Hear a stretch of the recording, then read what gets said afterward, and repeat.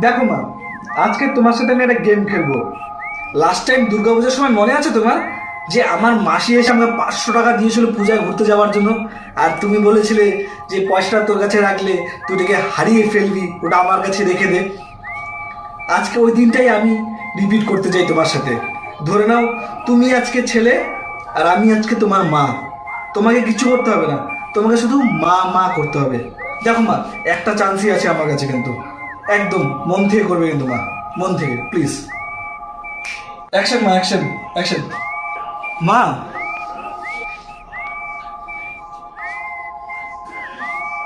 মা,